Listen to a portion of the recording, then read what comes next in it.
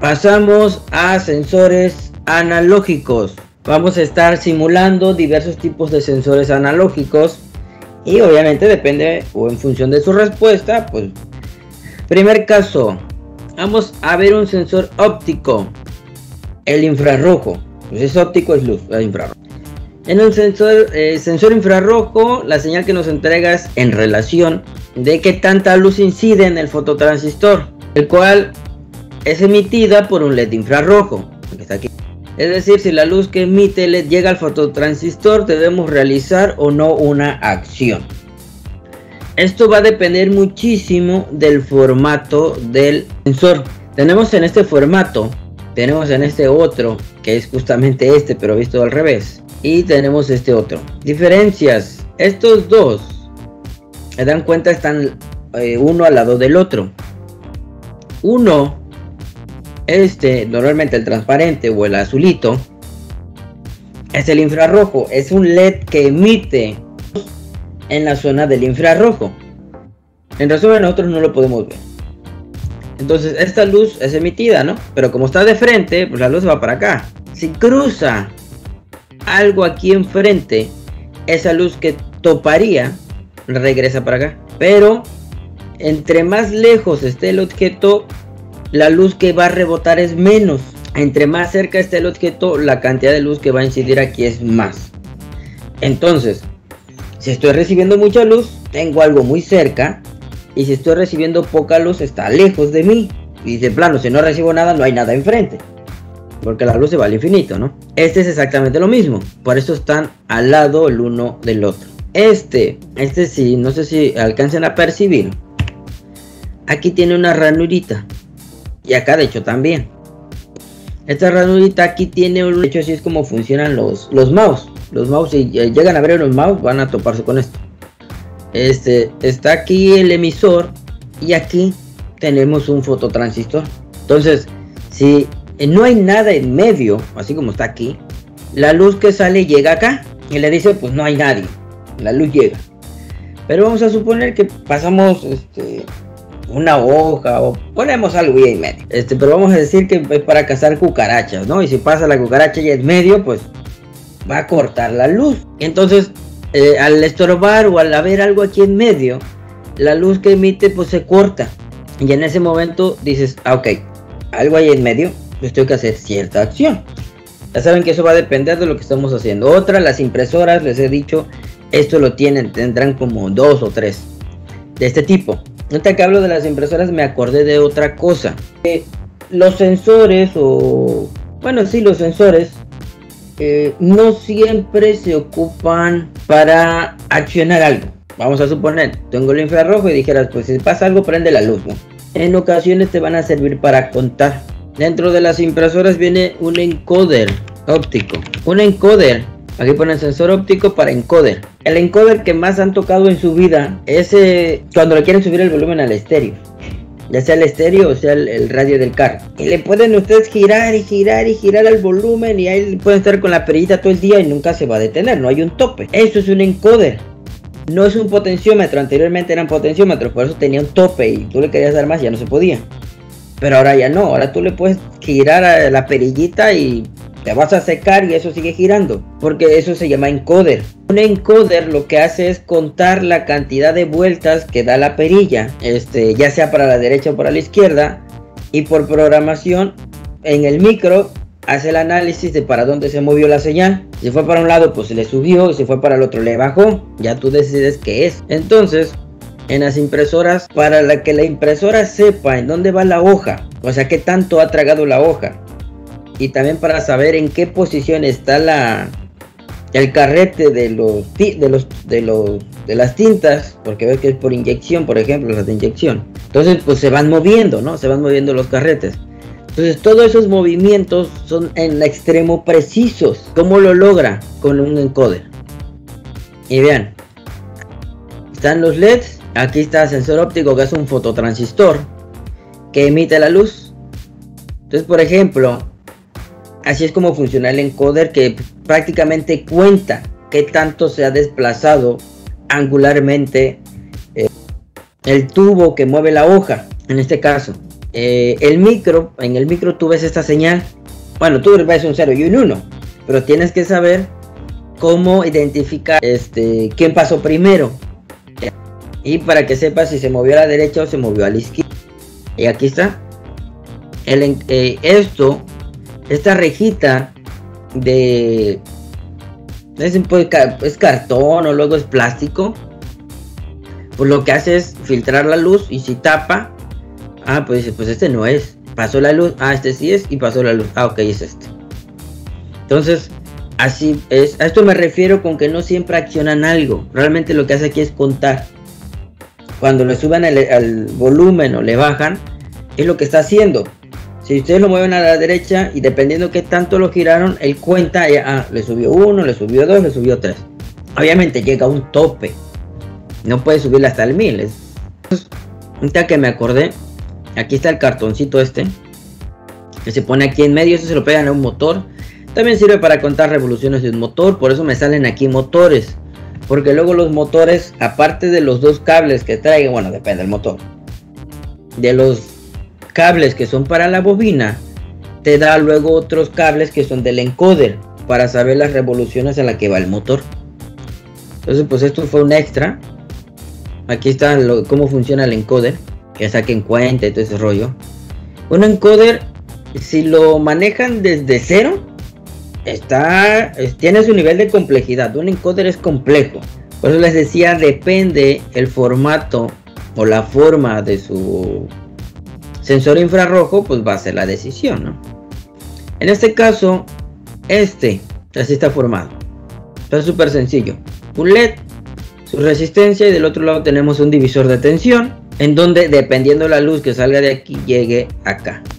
Primer ejemplo, tenemos un sensor óptico, el cual queremos que nos indique la distancia de un objeto. Este sensor tiene las características siguientes. Del rango de 0 a 5 volts es equivalente a una distancia de 0 a 50 centímetros. Le vas a mandar a la terminal la distancia, mandará la distancia a la terminal. Prácticamente lo demás es lo mismo. Configuro mi entrada analógica y la parte buena es esta. Pues la fórmula, porque realmente el valor siempre es el mismo. El problema es saber cómo vamos a tomar ese valor y lo vamos a transformar. Entonces, pues en general, se dan cuenta, no tiene nada. Entonces, configuro placa, arranco iterador, configuro la entrada analógica, la leo y hago la operación. Entonces, aquí está. ¿Por qué es por 50? Pues porque me están diciendo que llega hasta 50. Vamos a abrir la de óptico. Efectivamente no tiene nada el circuito, porque solo es eso, no hay más. Entonces, venimos por acá. Poner eso por aquí. Vamos a correr esto y vamos a ver la terminal. Entonces arrancamos simulación, abro el puerto, corro el script y aquí nos va a aparecer la distancia. Acuérdense que el sensor según mide de 0 a 50 centímetros. Entonces aquí estoy viendo que me dice 6. Sigo moviendo. Está 15, 19, 27. Aquí estamos simulando que el objeto está lejos, ¿no? Que se está alejando y estamos recibiendo menos luz en el fototransistor. 36, 42 y ahí va. Suponen que el tope es 50, pero acuérdense que esto no llega hasta los menos 5. Ahí está, 49.95. Estamos simulando prácticamente un sensor de distancia. Un sensor infrarrojo se ocupa para distancia sí y no. No cuando necesitas una distancia precisa.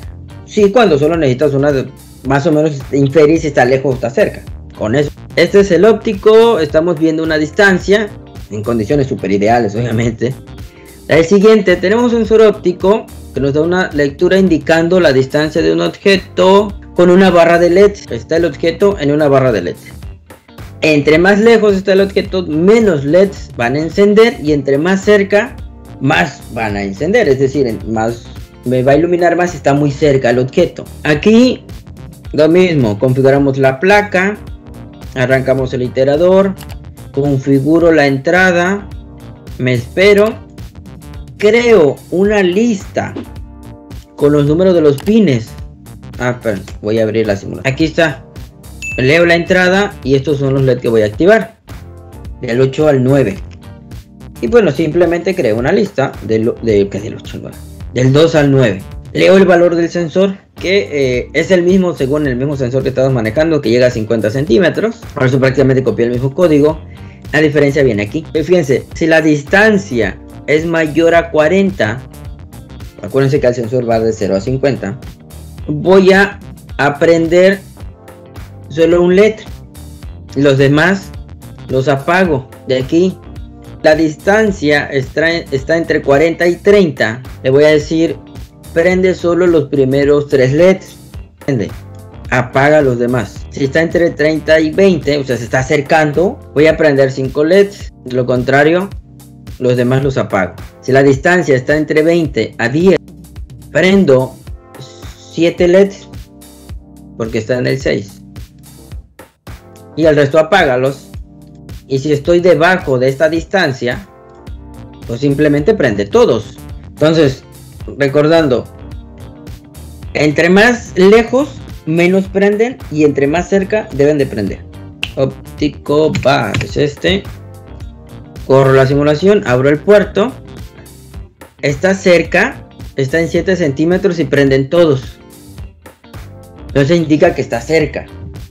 Entonces, entre más se aleja, se van a ir apagando. Ya, voy moviendo, ahí se apagan. Se apagan. Ahí se supone que está más lejos, Ahí ya está, o sea, está en 44. Supone que ya está en el primer rango. Está en este. Entonces, si se acerca, ahí está. Va prendiendo. Ahí está 17. Está entrando en este rango. Están prendiendo 7 LEDs. Ahí. Ya se acercó más. Está a 1 centímetro. Ah, bueno, está ultra cerca, ¿no? Prenden todos. Ya tengo todo. Bueno, en este caso, ahora vamos a ver un sensor de corriente. En este caso les voy a mostrar 2 sensores de corriente. Uno es llamado sensor de efecto Hall. Y el otro como tal es una bobina, que el efecto que sería es por inducción. Entonces, el sensor de efecto Hall es este cuadrito. Como tal, es lo que detecta. Es una variación de campo magnético. Pero como tal, si le acercamos un imán, él nos va a mandar una señal de que pues, hay un campo magnético enfrente de él. Como tal es eso. Esta es su función principal, detectar campos magnéticos. Esto es una bobina en un encapsulado, una bobina toda la vida, la cual al acercarse a un cable que pasa corriente va a transmitirle por inducción ese campo magnético. Eso es lo mismo que el principio del transformador. Esto es un transformador, igual que el que ponen en el poste de su casa, como estos, pero bueno, estos ya son unos monstruos, ¿no? Como tal, anteriormente, si recuerdan, bueno, no sé si todavía les tocó, los cargadores de los teléfonos eran unos cuadritos que eran bien pesados. Cuando esos cuadritos tienen un transformador, tienen una cosa así, por eso es que pesan. Los actuales dan muchísima más potencia y no pesan casi nada. Eso es porque pues cambió todo, no saben cómo trabajan. Aquí toda la chamba la hacía el transformador, y en los cargadores actuales es una fuente conmutada, una fuente switching, depende como le digan. Es la misma que tiene el cargador de la laptop, es el mismo que tiene la fuente de la computadora. Bueno, es prácticamente una fuente conmutada, ya la trae cualquier aparato, la televisión, el monitor, en su mayoría ya lo tienen. Y como tal, pues son fuentes más eficientes porque no pierden tanto calor como un transformador. También tienen un transformador, pero es mucho más pequeño, por ende es más ligero, pero hace lo mismo. Y bueno, vendría siendo, ¿cuál estaría bien? Pues vamos a ponerle aquí nos ponen en el dibujo que ponen una bobina con un núcleo de ferrita, se conecta a un amperímetro y le pasan un imán.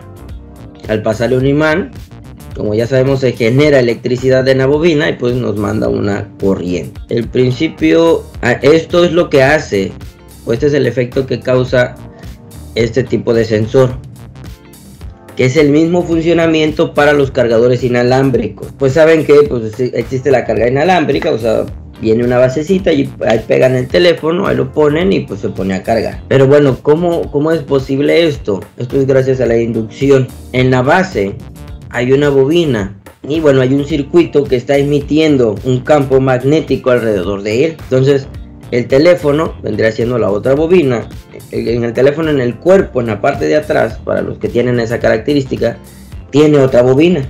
Entonces cuando nosotros los ponemos juntos, ese campo magnético que genera la base llega a la bobina del teléfono. Entonces ya el teléfono tiene su circuitería para que ese voltaje que llega se regule y pues se ponga a cargar. Pero esta es la misma función que hace esto. Esto aquí es una bobina y pasa un cable, por eso viene un huequito. Y por ejemplo en estos que son de efecto Hall, ellos como detectan una variación de campo y la corriente genera un campo magnético, y dependiendo la cantidad de corriente va a ser si el campo va a ser más grande o más chico, pues se aplica en amperímetros de gancho. Si ustedes se han dado cuenta, bueno, abren el gancho y por ahí ponen el cable, ¿no? Lo abren y ya lo atraviesan. Bueno, en sus puntas de este amperímetro tiene unos de estos, tiene unos sensores Hall. Entonces al pasar el campo o el cable, de nuevo el cable que pasa aquí en medio, el campo magnético generado por el cable es captado por el gancho. El gancho como tal son unas láminas, pero en las puntas, no me acuerdo si son en estos lados, creo que sí, en las puntas tienen un sensor Hall, el cual capta ese campo magnético. Y bueno, ya por dentro el multímetro pues ya limpia la señal, amplifica y te dice, mira, está pasando tanta corriente. Entonces en esencia los dos nos sirven para hacer lo mismo, porque bueno, ni tanto, porque este detecta un campo y como tal le induce en corriente por el cable que pasa. Entonces, ¿qué podemos hacer con él? Vamos a ver el primer ejemplo. Dice aquí necesitamos realizar un amperímetro. El sensor da un rango de 0 a 1000 miliamperes. Se mandará el valor de la corriente a la terminal. Tenemos un sensor de corriente, aquí está simulado. Y aquí lo importante siempre es ver cuál va a ser el rango. Este es un sensor de corriente, es el ACS7212, que funciona por efecto Hall. Es este módulo. A ver, datasheet. Hay tres versiones, de 5, de 20 y de 30 amperes. Es bueno, ¿y cómo es que soporta tanto? Pues sencillo, como es por efecto Hall, es por inducción. Entonces, como tal, esos 30 amperes nunca van a pasar dentro del sensor. Solamente el campo magnético que se genera va a ser afectado el sensor, y por eso nos va a dar una lectura. Yo quiero mejorar el datasheet. Entonces aquí tenemos un datasheet de un sensor de corriente. Vean, es un sensor de corriente lineal basado en el efecto Hall. Es un circuito integrado, y la parte que nos interesa trabaja 5 volts, tiene una sensibilidad de 66 hasta 185 milivolt-ampere. Ahora sí que depende cuánta corriente soporte, pues igual tengamos, va a ser el que vamos a usar, ¿no? Entonces vamos a hacer nuestro amperímetro. Bueno, si vemos el código, está súper sencillo, o sea, no tiene nada adicional. Configuramos la placa, arrancamos el iterador, obtenemos el pin de donde vamos a leer la señal analógica, y la parte buena es la de conversión. En este caso, bueno, es de 1000 miliamperes, entonces lo tenemos que multiplicar por 1000, y bueno, mandamos a imprimir el valor de corriente. Vamos a abrir la simulación. Bueno, ahí está viendo el código. Configuramos la placa, obtenemos el pin, y la parte buena es esta. Acuérdense que el sensor va de 0 a 1000 miliamperes, pues es un ampere. Arrancar el puerto. Entonces Python amperímetro, arrancamos, arranco la simulación, abro el puerto, ahí está. Vean, me está diciendo que son 126 miliamperes. Voy incrementando, simulando que tuviéramos una carga en la cual está pasando pues más corriente. Ahí va en 452, lo llevamos, 846, Entonces pues listo, ahí tendríamos nuestro amperímetro.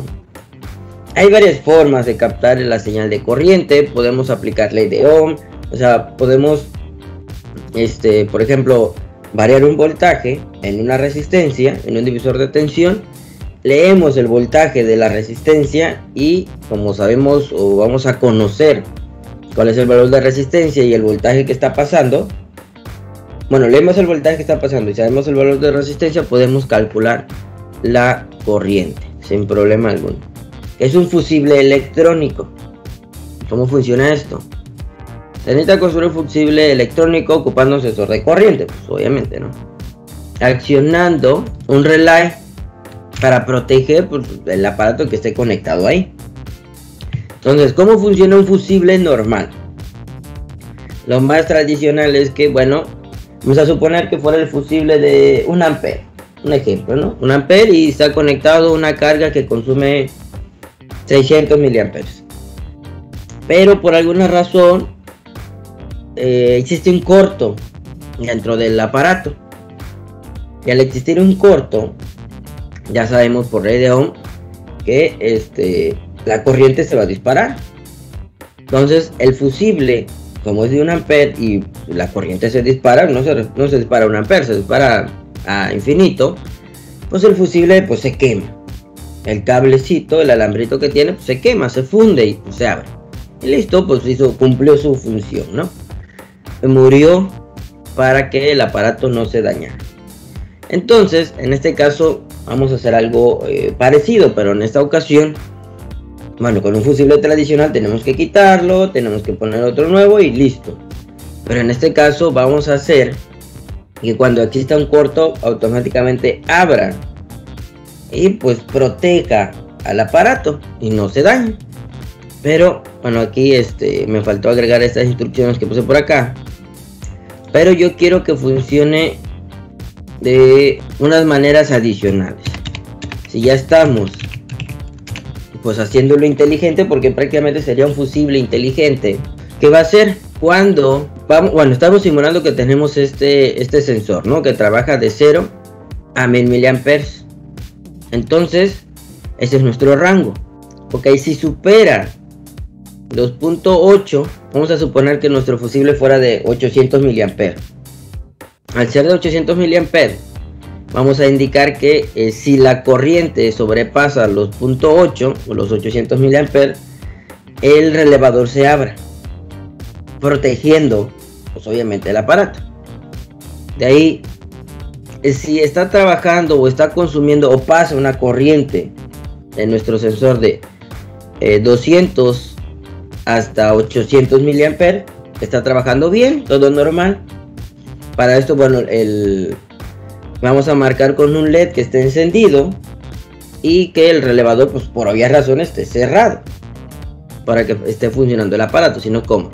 Y si no hay nada conectado, pues también el relevador debe de estar cerrado porque pues está esperando a que conectemos algo. Y bueno, vamos a mandar al LED, lo vamos a mandar a parpadear, o sea, como indicación de está funcionando pero no tiene nada. Tenemos tres etapas: conectado pero sin carga, conectado y por ende con carga, y en cortocircuito o en sobrecarga. Entonces, ¿qué vamos a hacer?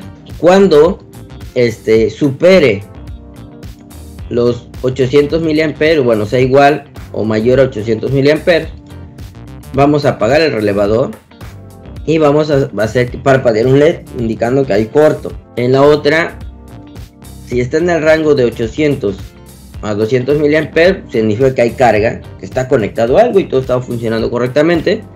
El LED encendido y el relevador también encendido.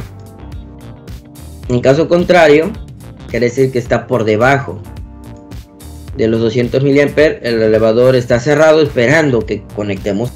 Y bueno, va a parpadear despacio, pero cuando haya corto va a parpadear rápido. Y todo lo que hice fue agregar una función que le llamé blink. Está aquí arriba. Aquí está la función. Solamente es un parpadeo, prender y apagar. No tiene más. Y por aquí declaré unas variables solamente para que se viera más literal. On es 1 y off es 0. Por eso acá le pongo off, acá le pongo on. Así de fácil. Vamos a ver cómo funciona. Que cuando esté en corto se abra, cuando esté funcionando bien pues todo perfecto, y cuando no haya carga, bueno, parpadee LED. Vamos a ejecutar esto. El fusible. Ahí está, abro el puerto. Vean, ahí, como el sensor está arriba, está en cortocircuito. Entonces si ven, el relevador está abierto y el LED está parpadeando. Lo voy a bajar, simulando de que pues estaba funcionando bien. Vean, cerró el relevador. En este momento estamos simulando que hay carga, está conectado algo, está funcionando bien. Acuérdense que está en un rango de funcionamiento. Entonces si bajamos la carga, ahí la corriente es poca y que está marcando el relevador está cerrado porque está esperando a que alguien pues, conecte, y parpadea lento. Esto me está diciendo, oye, no hay nada conectado, pero estoy funcionando. Conectamos algo y ya deja de parpadear, es decir, estamos funcionando, está cerrado el relevador, todo está bien. Hay un corto, se dispara la corriente y en ese momento se abre el relevador y empieza a parpadear hubo cortocircuito. Está bueno este proyecto. Está incompleto porque si esto lo funcionara en la vida real, así como está, capaz quema lo que esté conectado o se quema él solo. Abriría, el sensor dejaría de detectar corriente porque el relevador se abrió, y como eso, como dejó de detectar corriente, pues él volvería a cerrar el relé, volvería a ver corto y otra vez detectaría alta corriente y ¡pum! Lo abre, y estaría abre, cierre todo el tiempo haciendo corto, a ver quién se quema primero. Es que como tal este fusible le faltan arreglos, ya que no quiera complementar, pues ya adelante. Creo que pues, ¿qué le pudiéramos hacer? Que tuviera un botón de reset, es decir, que una vez que hubo corto se espere a que yo vaya y le dé reset para que él vuelva a cerrar y vuelva él a verificar. En teoría ya para eso ya desconecté lo que tenía yo conectado, y si lo voy a ocupar para otra cosa pues simplemente le doy reset y él vuelve a cerrar y vuelve a checar el sensor. Entonces como tal, así ahorita si lo hiciéramos, esto no funcionaría tan bien. Pero bueno, como estas son situaciones ideales, pues trabaja correcto. Entonces vean cómo abre y cierra el relevador. Pasamos al sensor de temperatura. Entonces, en este caso, bueno, vamos a utilizar el M35. El M35 es un sensor de temperatura con respuesta lineal, y la respuesta que nos da es de 10 milivolts por grado centígrado. Esta es la clave. Este dato sí es real. Así funciona este sensor. ¿Se dan cuenta? Tiene un encapsulado TO92 basiquito, parece un transistor pero no lo es. Entonces para aquí les pongo, vamos a realizar un termómetro con el M35. La temperatura se mandará a la terminal. Debe de mandar la temperatura en grados Celsius y en grados Fahrenheit. Aquí la parte interesante o la divertida es sacar la fórmula que necesitamos, porque acuérdense que el ADC nos va a dar del 0 al 1, hoy no va a decir 20 grados, pero ese voltaje es equivalente. La primera parte es la misma, configuramos la entrada del ADC, la tarjeta, el iterador, y aquí está, bueno, debe estar viendo la pantalla, aquí está value por 500. ¿Quién es value? Pues la entrada del ADC. Aquí lo guardo en una variable Celsius, y siguiente etapa es convertir de Celsius a Fahrenheit. Es esta la ecuación: 9 quintos por grado Celsius más 32. Entonces es 9 quintos, pero bueno, es lo mismo que 1.8, pero vamos a ponerle 9 quintos. 9/5 por el grado Celsius, 32.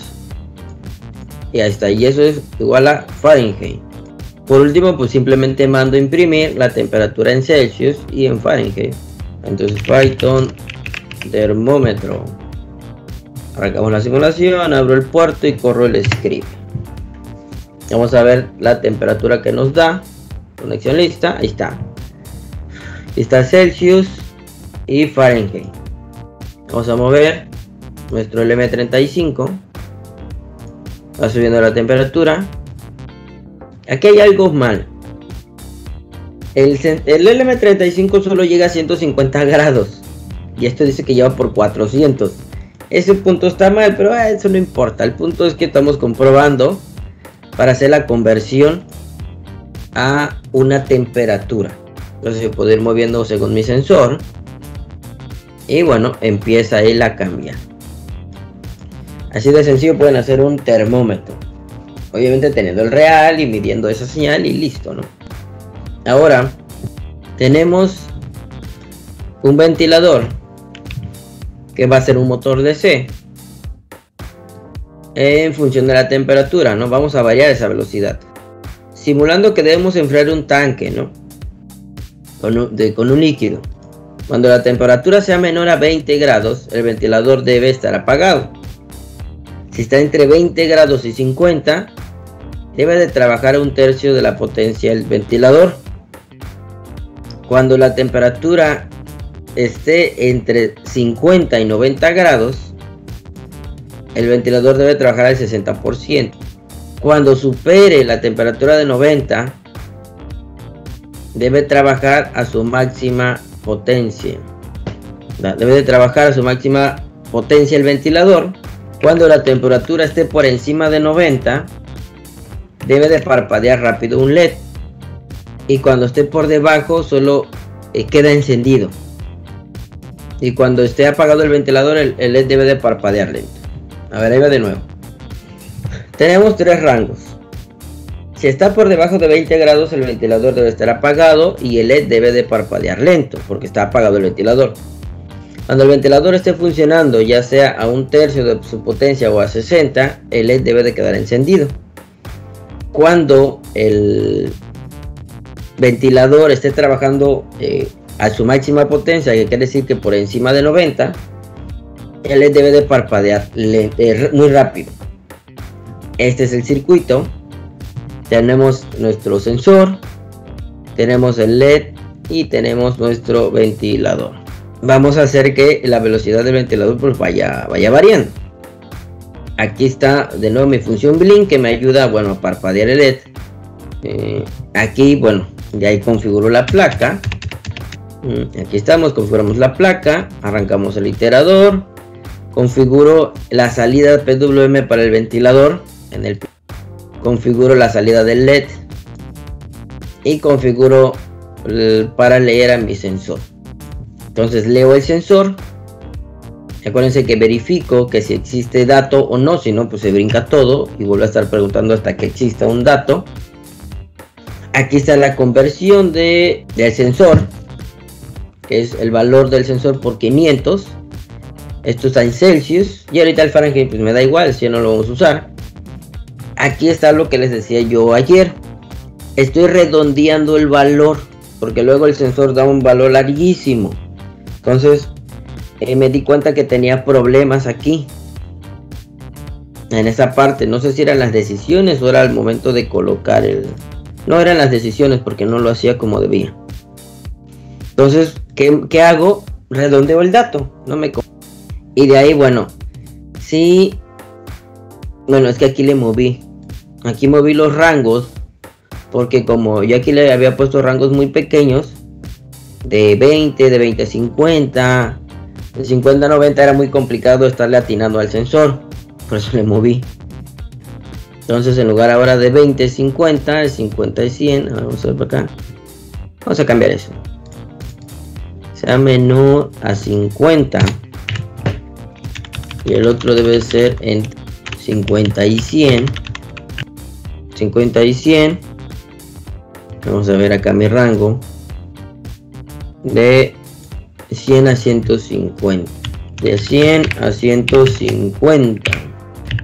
Y acá está por encima de 150. Ahí está. Ya también lo voy a cambiar. Ahí está. Le cambié esos valores, les digo, porque era algo complicado estar con el sensor y estarle moviendo. Aparte noté otro problema. Si se dan cuenta, yo aquí le puse al motor .99, no le puse 1. No entiendo porque yo le ponía 1 y no lo hacía bien, no arrancaba. Entonces le puse .99 y funcionó. Por ahí debe tener un bug.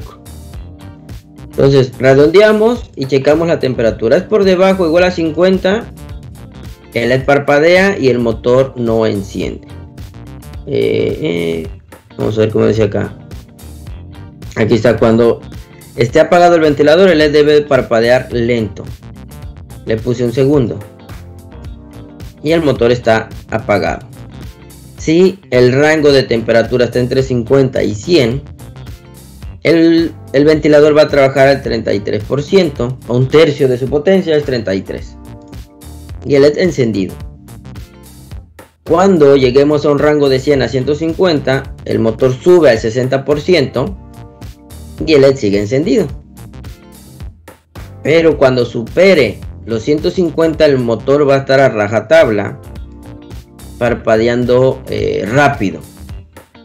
Esto lo podemos aplicar también a los ventiladores que luego tenemos en nuestra casa, que tiene control y botoncitos y prende LED y hace ruido y todo ese rollo. Bueno, más bien los que tienen control, los que son digitales. Vamos al código. Bien, ya estuvimos viendo lo que hace esto y al final, bueno, imprimo la temperatura. Arrancamos, todo bien. Abrimos el puerto y ahí está. ¿Qué pasa ahí? Estamos en temperatura de 69. Está funcionando, creo que un tercio. Vamos a subirle.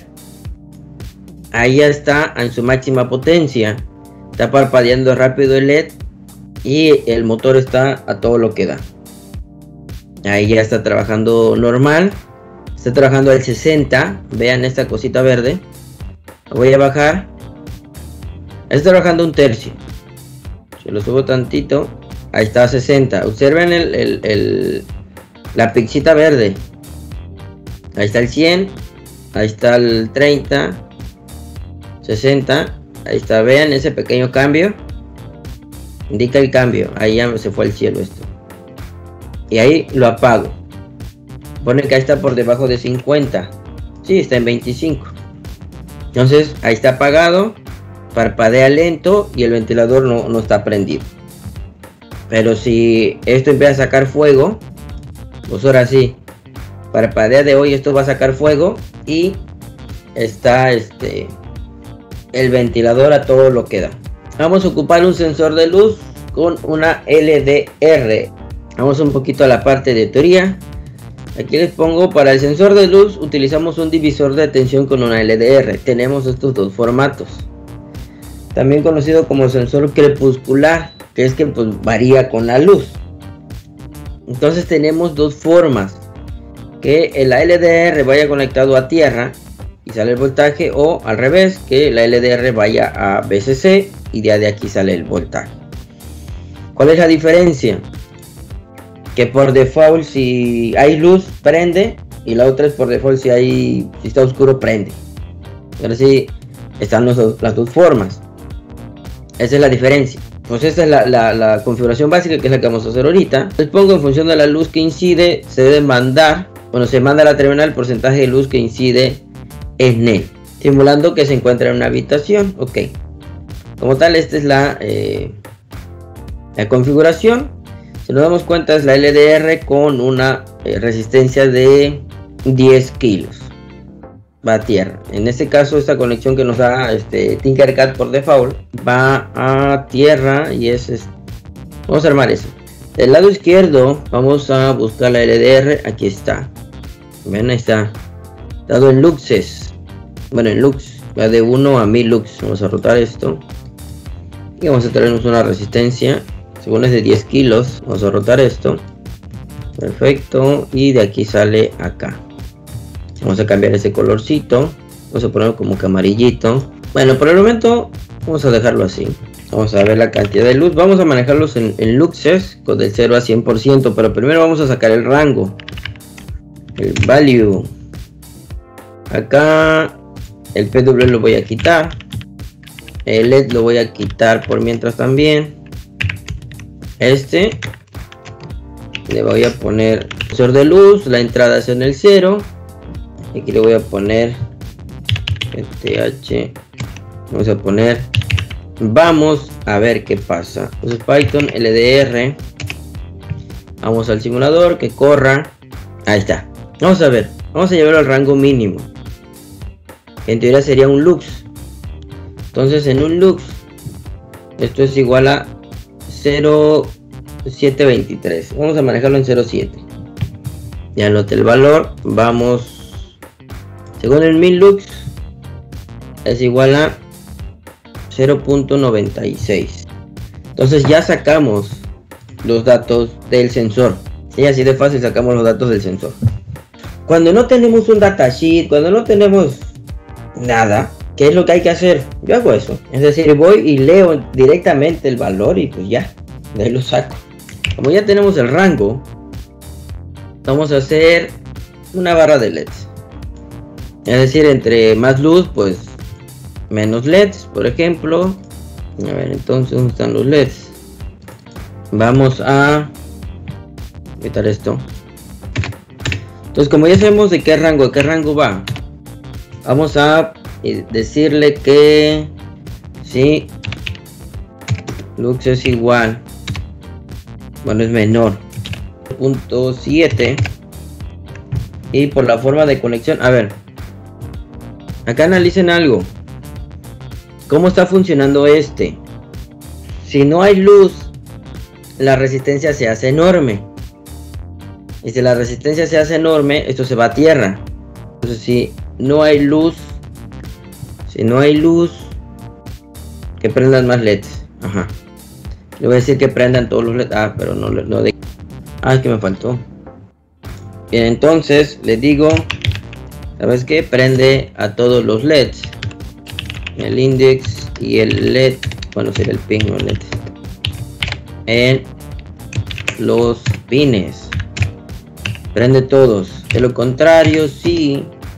Como el rango está súper chiquito, que sea mayor o igual a 0.7 lux.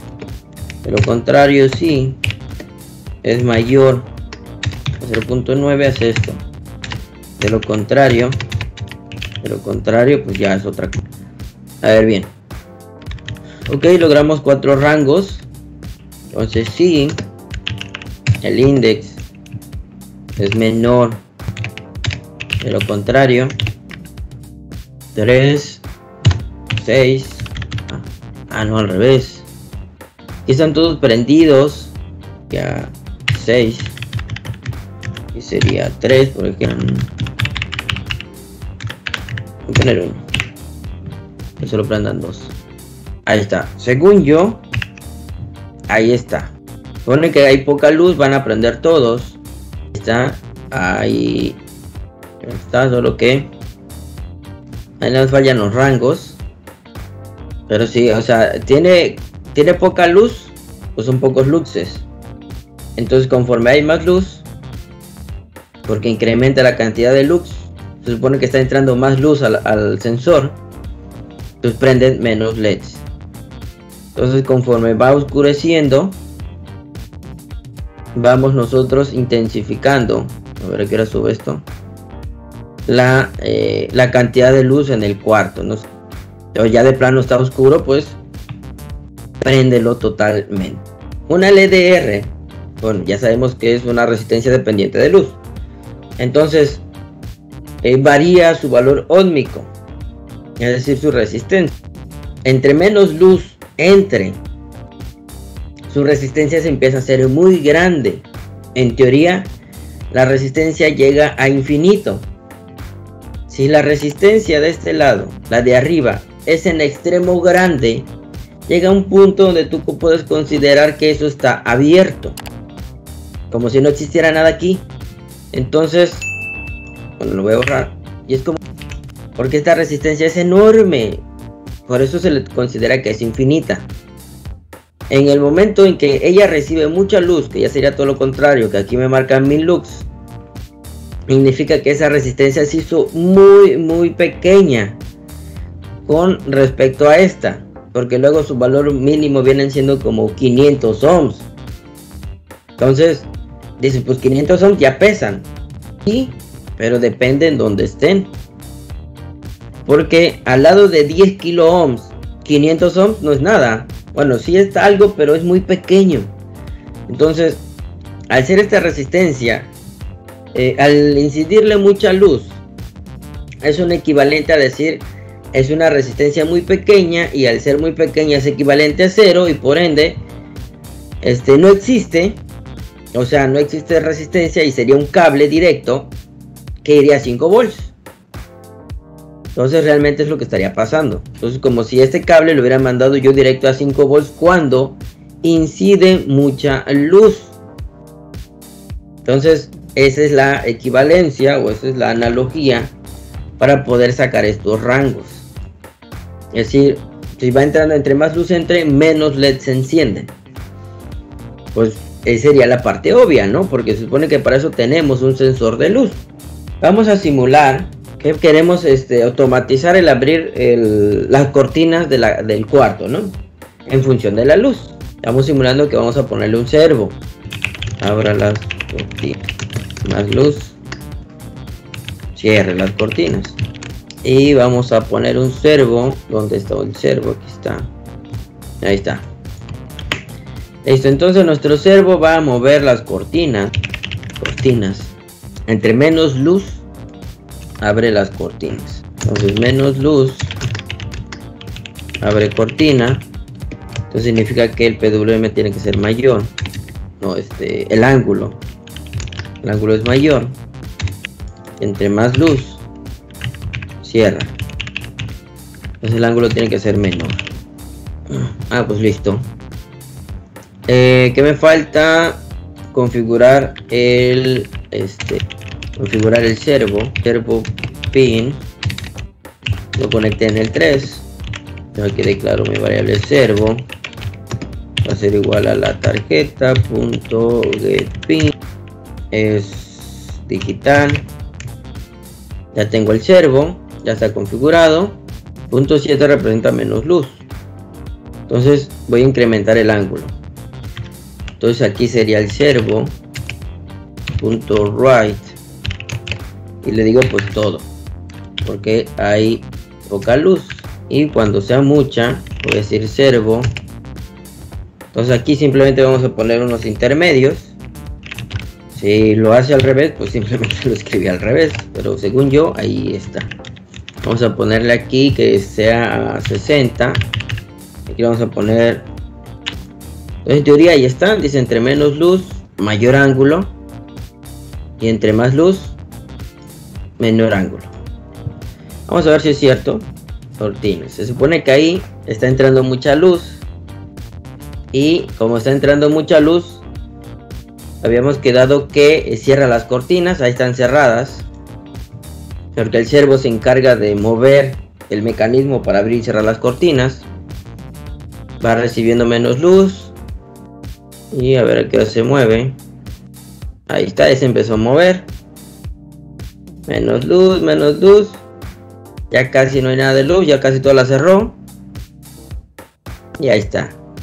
Ya se hizo de noche y ya cerró las cortinas. Ah, no, se quedaría mejor para ventanas, ¿no?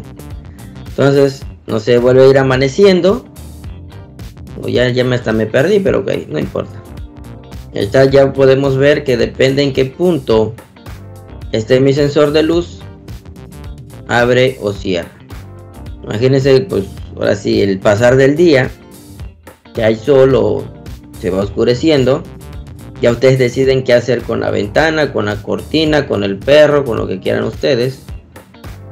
Ya después hacen uno que detecte lluvia, y que si está la ropa tendida, bueno, está lloviendo, que salga el robot y quite la ropa. También otra cuestión, por ejemplo, aquí todo lo hicimos con simulación. Eso es algo que hay que tener muy en cuenta. En la simulación todo es perfecto, todo es miel sobre hojuelas, es un mundo color de rosa. Pero cuando nosotros llevamos esto a la realidad, es como de, uy, ¿por qué está haciendo eso? Si eso no lo hacía. Entonces van a surgir muchos detalles. También hay que analizar cómo es la respuesta de la variable. ¿A qué voy? Por ejemplo, en este caso el de la luz. O sea, no se oscurece, estamos de día, o sea, hay luz y de repente ¡pum!, oscuro. Es algo gradual. Entonces, como no es algo que sea tan rápido, por ejemplo, en los tiempos, pues ponemos un tiempo grande. No sé, que lo cheque cada 10 minutos. Si ya cambió la intensidad de la luz. Si no, ¿para qué? La temperatura es igual. Obviamente depende para qué sea, ¿no? Por ejemplo, hace rato el ejemplo del tanque, ¿no? Que hicimos por acá. O sea, no es un cambio de temperatura que tú digas pasó de 20 grados a 200. No estás en una planta nuclear. O sea, va lento. Los sensores de temperatura, los normales, los de ambientales, su variación o su revisión del dato del sensor es cada minuto, a lo mucho, en un minuto más o menos lo normal, para checar si hubo una variación o no de temperatura. Y si la hubo, pues cambia el dato, pero si no, pues ahí se queda. O sea, no es algo que es que le voy a pegar un encendedor. Bueno, pues es que ¿para qué lo quieres? Ya lo mismo que fuera un horno, ¿no? Siempre hay que pensar en dónde lo vamos a colocar, qué vamos a medir y qué va a hacer. Entonces eso es bien importante. Ahorita pues obviamente todo en simulación, todo es bonito y todo funciona. Pero en la vida real van a llorar ahí 3 días sin que funcione bien el sistema, aunque según el código esté bien. O sea, la programación puede en cierta manera estar bien, pero hay un problema, no se apega a lo que pasa en la vida real. Entonces pues esos realmente son los problemas, no es otra cosa. O luego uno diseña algo y dice, no, pues mira, va a llevar un sensor de presencia, va a llevar uno de temperatura, va a llevar esto, va a llevar el otro. Ajá. Al momento que lo haces, te das cuenta que necesitabas, no sé, 3 sensores de presencia, ya no uno. Que necesitabas más potencia para el motor porque no está moviendo lo que tiene que mover, que eso les pasa muchísimo. Entonces, se compran un driver y, o sea, los drivers ustedes parece que fueran chicles. Los queman enseguidita. Se gastaron como 500 pesos en 3 drivers, cuando si se hubieran puesto atención, dicen, ok, necesitamos un driver más potente. ¿Cuánto vale? Vale 500. Ah, pues listo, de un principio compran el que van a ocupar y les sirve, en lugar de estar quemando un montón de drivers chiquitos. Eso les pasa mucho. Entonces ahorita en la simulación pues eso se salvan.